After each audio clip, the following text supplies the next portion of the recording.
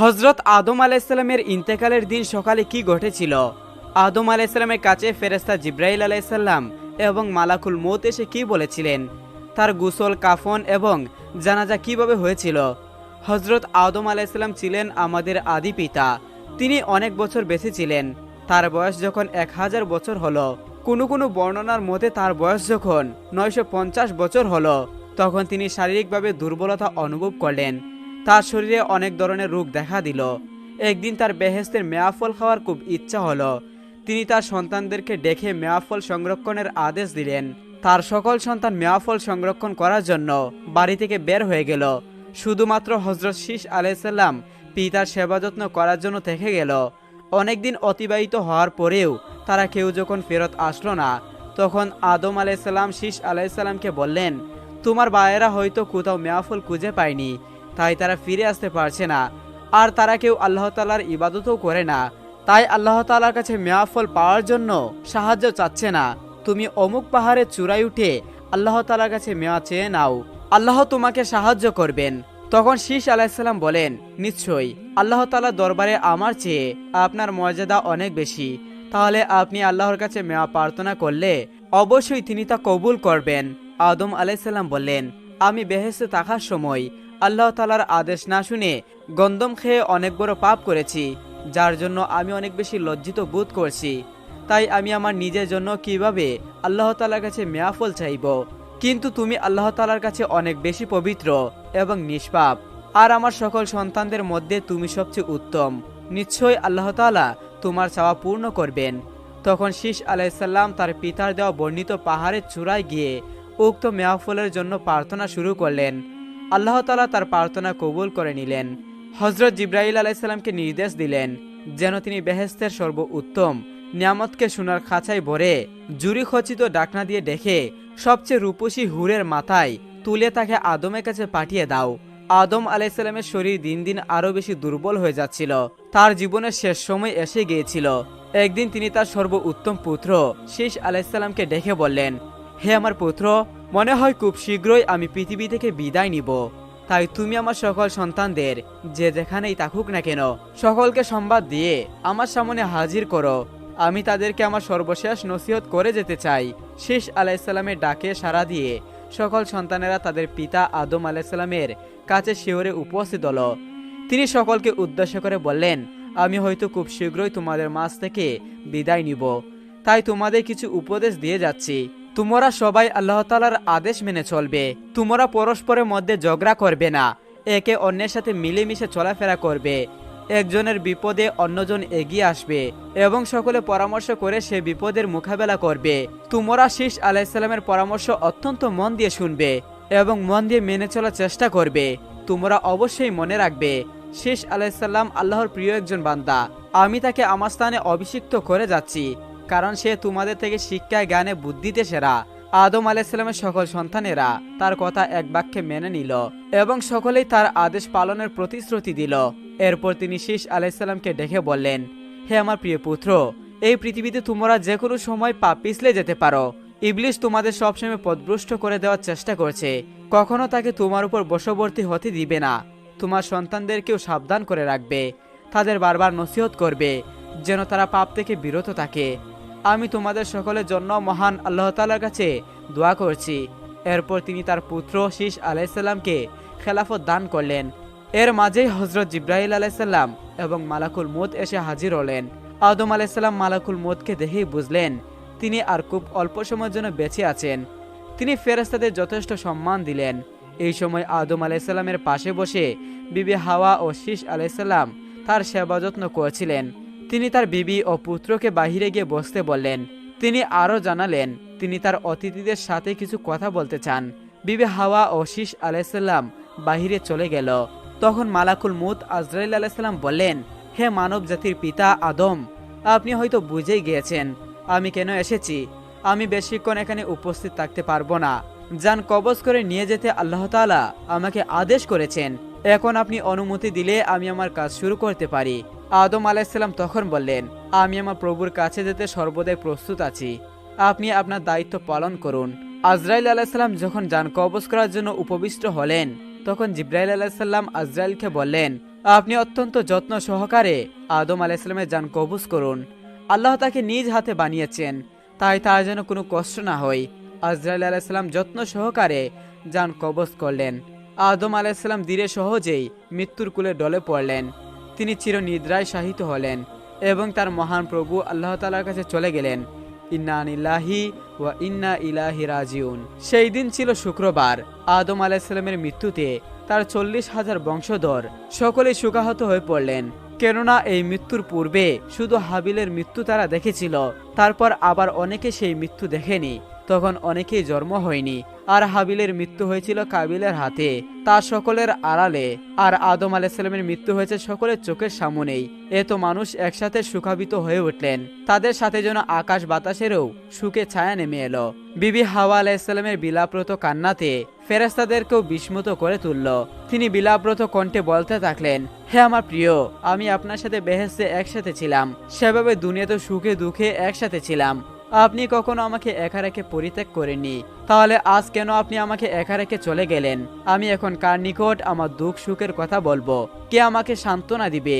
মহান আল্লাহ তাআলা পৃথিবীতে আমাদেরকে একসাথে প্রেরণ করলেও কেন তিনি শুধু আপনাকে একা নিজের কাছে টেনে নিলেন? আমি এখন কার মুখের দিকে চেয়ে বেঁচে থাকবো? আদম আলাইহিসসালামের বংশধরেরা একদিকে তাদের গুরুজনকে হারিয়ে ইতিমধ্যে অনেক বেশি শোকাহত হয়ে পড়ছিল, তার উপর বিবি হাওয়ার বেলাপ্রত কান্না তাদের আরো বেশি সুখে দাবিত করেছিল। তারা কান্না করতে থাকলো। একসময় সব শান্ত হলে তারা বুঝতে পারছিল না এখন তাদের করণীয় কি, কারণ এর আগে তারা কোনো মৃত্যু দেখেনি। এমন সময় আল্লাহ তাআলা শেষ আলাইহিসসালামের নিকট জিবরাইল আলাইহিসসালামকে প্রেরণ করলেন মৃত গোসল, কাপন এবং জানাজার নিয়ম শিখিয়ে দেওয়ার জন্য। হযরত শীষ আলাইহিসসালাম নিয়ম অনুসারে সকল বংশধরকে নিয়ে জানাজা সম্পূর্ণ করলেন। প্রায় 40,000 বংশধর উপস্থিত ছিলেন জানাজাতে। সুরুম নামক দ্বীপের কোনো এক স্থানে আল্লাহর অলি হযরত জুনাইদ বাগদাদী রহমতুল্লাহি আলাইহি ছিলেন যুগের শ্রেষ্ঠ আধ্যাত্মিক সাধক। হযরত জুনাইদ বাগদাদী রহমতুল্লাহি আলাইহিকে একজন ইহুদি মহব্বত করতেন। একদিন সেই ইহুদি ওনার কাছে এসে কিছুক্ষণের মধ্যে যাওয়ার জন্য ব্যস্ত হয়ে পড়ল। তখন হযরত জুনাইদ বাগদাদী রহমতুল্লাহি বললেন, তুমি কোথায় যাচ্ছ? তখন সেই ইহুদি বলল, আজ আমাদের একটি সমাবেশ আছে, সব ইহুদিরা সেখানে আসবে এবং আমিও যাব। হযরত জুনাইদ বাগদাদী রহমতুল্লাহি বললেন, আমাকেও তোমার সাথে নিয়ে চলো, আমি তোমাদের বেশ ধরে সেখানে যাব। তখন হযরত জুনাইদ বাগদাদী তার সাথে গেলেন। তিনি সেখানে গিয়ে দেখলেন যে একটি উঁচু আসন তৈরি করা হয়েছে। কিছুক্ষণ পর সেখানে একজন বৃদ্ধ লোককে এনে বসানো হলো। এই বৃদ্ধ প্রতি বছর এখানে বসে উপস্থিত হয়ে সে একটি মাত্র উপদেশ দিতেন এবং তারা সবাই এই উপদেশ পালন করত। কিন্তু এবার সে চুপচাপ হয়ে বসে রইল। তখন সেই ইহুদি বক্তারা বলে উঠল, আপনি আজ কিছু বলছেন না কেন? আপনার বাণী শোনার জন্য আমরা অধীর আগ্রহে বসে রয়েছি। তখন সেই ইহুদি বৃদ্ধ বলল, এই মসজিদে একজন মুসলমান আছে, তাই আমি কোনো কথা বলতে পারছি না। তখন সেই ইহুদি বক্তারা বলে উঠল, কে সেই মুসলমান? আমরা তাকে হত্যা করব। তখন সেই ইহুদি বৃদ্ধ বলল, খবরদার, তোমরা তাকে হত্যা করবে না, ওই সেই ব্যক্তি, তাকে আমার নিকট নিয়ে আসো। তখন হযরত জুনাইদ বাগদাদী রহমতুল্লাহি আলাইহিকে নিয়ে আসা হলো। তখন সেই বৃদ্ধ ইহুদি বলল, আপনি কেন এখানে এসেছেন? তখন জুনাইদ বাগদাদী রহমতুল্লাহি উত্তর দিলেন, তামাশা দেখার জন্য এসেছি। তখন সেই বৃদ্ধ ইহুদি বলল, আপনি যখন এখানে এসেছেন তাহলে আমার কয়েকটি প্রশ্নের উত্তর জানতে চাই আপনার কাছ থেকে। তখন আল্লাহর অলি জুনাইদ বাগদাদী রহমতুল্লাহি বললেন, আমি যদি উত্তর দিতে পারি তাহলে তুমি বলো ইসলাম গ্রহণ করবে কিনা? তখন সেই ইহুদি ব্যক্তি বলল, হ্যাঁ, আমি ওয়াদা করলাম, যদি আমার প্রশ্নের উত্তর দিতে পারো তাহলে আমি ইসলাম ধর্ম গ্রহণ করব। হযরত জুনাইদ বাগদাদী রহমতুল্লাহি বললেন, প্রশ্নকারী বড় না উত্তরদাতা বড়? তখন সেই বৃদ্ধ ইহুদি বলল, উত্তরদাতা বড়। তখন জুনাইদ বাগদাদী রহমতুল্লাহি বললেন, তুমি প্রশ্নকারী, ওই আসন থেকে নেমে আসো, আমি উত্তরদাতা, আমি ওই আসনে বসে উত্তর দিব। তখন সেই ইহুদি বৃদ্ধ নেমে আসলো এবং জুনাইদ বাগদাদী রহমতুল্লাহি ওই আসনে গিয়ে বসলেন। তখন জুনাইদ বাগদাদী রহমতুল্লাহি বললেন, এবার তোমার প্রশ্ন করো। তখন সেই বৃদ্ধ ইহুদি বলল, আমার প্রথম প্রশ্ন, আপনারা বলে থাকেন জান্নাতে এত আহার হবে, তবুও কেন পায়খানা প্রস্রাব হবে না? দ্বিতীয় প্রশ্ন, বেহেশতে এমন একটি বৃক্ষ থাকবে যার শাখা প্রশাখা বেহেশতের প্রতিটি ঘরের উপর বিস্তার করবে। তৃতীয় প্রশ্ন, বেহেশতের নিয়ামত যত খাওয়া হবে তার ঘাটতি হবে না। আমি এই প্রশ্নগুলোর উত্তর জানতে চাই। তখন আল্লাহর ওলি হজরত জুনাইদ বাগদাদি রহমতুল্লাহি বললেন, প্রথম প্রশ্নের উত্তর, সন্তান যখন তার মায়ের গর্ভে থাকে তখন মায়ের গর্ভে রক্ত আহার করে, আর প্রস্রাব পায়খানার প্রয়োজন হয় না। দ্বিতীয় প্রশ্নের উত্তর, পৃথিবীতে সূর্য মাত্র একটি, কিন্তু তার আলো সমগ্র গৃহের উপর পড়ে। তৃতীয় প্রশ্নের উত্তর, পবিত্র কুরআন অগণিত লোকে তেলাওয়াত ও শ্রবণ করে এবং সেটার দ্বারা উপকার পায়, কিন্তু তার স্বাদ ও মাধুর্যতা কমবে না। তারপর হজরত জুনাইদ বাগদাদি রহমতুল্লাহি বললেন, আমি তোমার 3টি প্রশ্নের উত্তর দিলাম, এখন তুমি আমার একটি প্রশ্নের উত্তর দাও। তখন সেই ইহুদি বলল, প্রশ্ন করুন।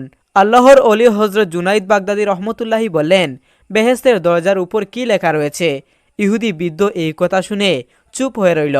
তখন সব ইহুদি বক্তরা বলে উঠল, আপনি আমাদের ধর্মীয় নেতা, আপনার 3টি প্রশ্নে তিনি উত্তর দিয়েছেন, আর একটি প্রশ্নের উত্তর আপনি দিচ্ছেন না কেন? তখন ইহুদি বৃদ্ধ বলল, আমি যেই উত্তর দিব তা যদি তোমরা মেনে নেওয়ার অঙ্গীকার করো তবে আমি উত্তর দিব। তখন তারা সকলেই অঙ্গীকার করে বলল, হ্যাঁ, আমরা মেনে নিব। তখন ইহুদি বৃদ্ধ বলল, বেহেস্তের দরজার উপর লেখা আছে, লা ইলাহা ইল্লাল্লাহু মুহাম্মাদুর রাসূলুল্লাহ সাল্লাল্লাহু আলাইহি সাল্লাম। এই কথা শুনে সকল ইহুদিরা জুনাইদ বাগদাদি রহমতুল্লাহির হাতে কালেমা পড়ে মুসলমান হয়ে গেল এবং ইসলামের সুশীতল ছায়ায় আশ্রয় গ্রহণ করল। একজন নেককার বান্দা পাহাড়ের গুহায় দিনরাত আল্লাহ তাআলার দেনে মগ্ন থাকতেন। মহান আল্লাহ রব্বুল আলামিন তার খাওয়া দাওয়ার একটি গাছের মাধ্যমে করে দিয়েছিলেন। মহান আল্লাহ রব্বুল আলামিন তার ইবাদতে এতটাই খুশি ছিলেন যে তার ইবাদতখানার পাশে একটি ডালিম গাছকে জন্ম দিয়েছিলেন। আল্লাহ রব্বুল আলামিন এভাবেই সেই ডালিম গাছের খাবার দাবারের ব্যবস্থা করতেন, যেসব প্রতিদিন সেই গাছের নিচে 3টি করে ডালিম পেত, আর সেই নেককার বান্দাটি সেই ডালিমগুলো খেয়ে নিত এবং আল্লাহ তাআলার ইবাদতে মশগুল হয়ে যেত। এভাবে তার দিন কাটতে লাগলো। সেই নেককার বান্দাটি ভাবল যে এগুলো আমার রিজিক, আমি এভাবেই খাবার দাবার করব আর শুধুমাত্র আল্লাহ রব্বুল আলামিনের ইবাদতে মশগুল থাকব।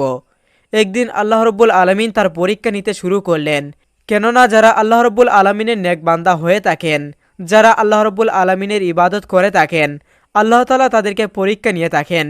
একদিন এমন ঘটল যে সেই ডালিম গাছে আর ডালিম ধরল না। একদিন কেটে গেল, সে ধৈর্য ধারণ করল। দ্বিতীয় দিন আল্লাহ তাআলা সেই গাছে ডালিম দিলেন না।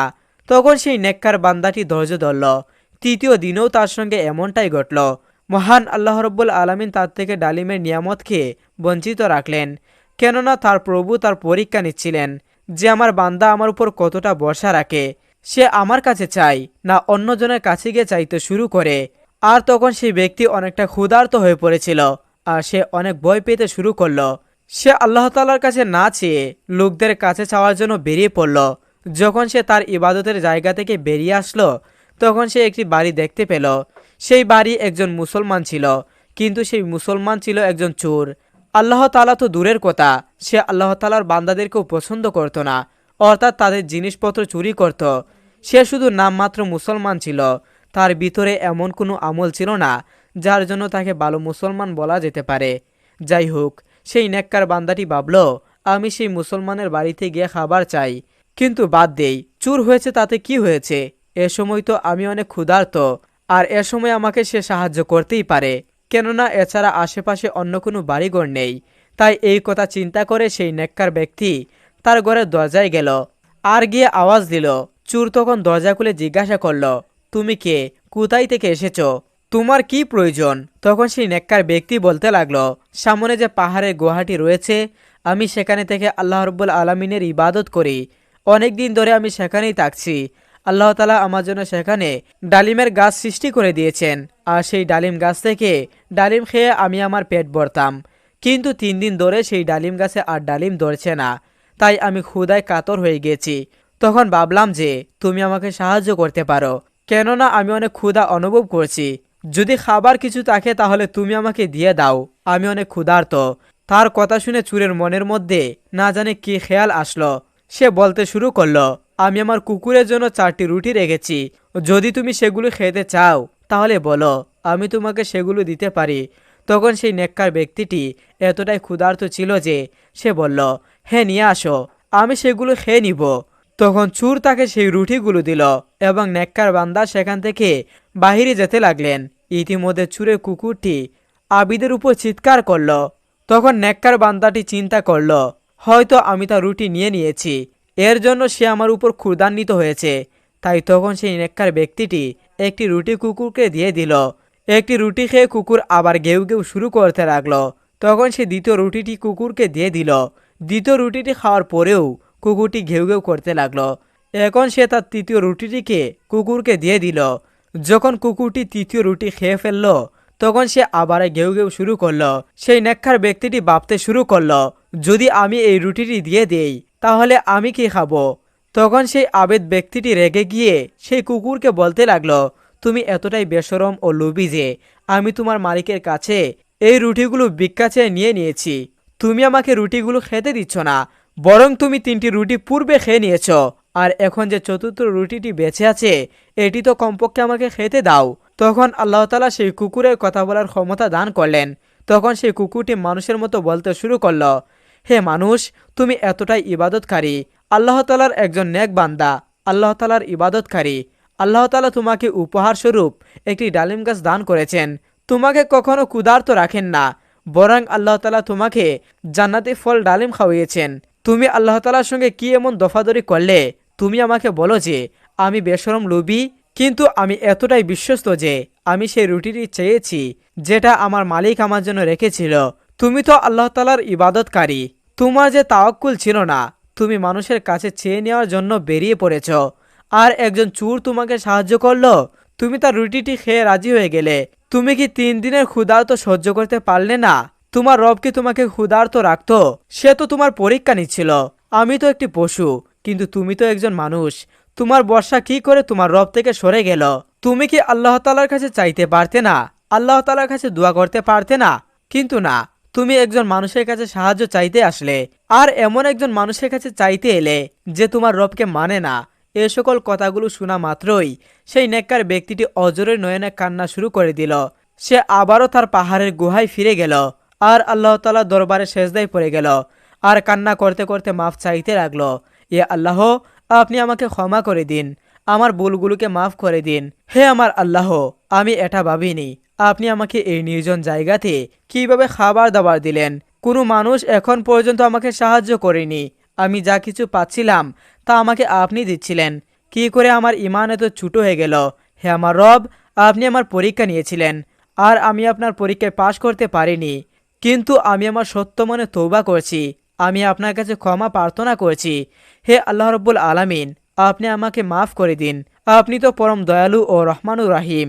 সেই বান্দাটি এভাবে আল্লাহ তাআলার দরবারে মাফ চাচ্ছিল। আল্লাহ তাআলা তার উপর রহমত করলেন।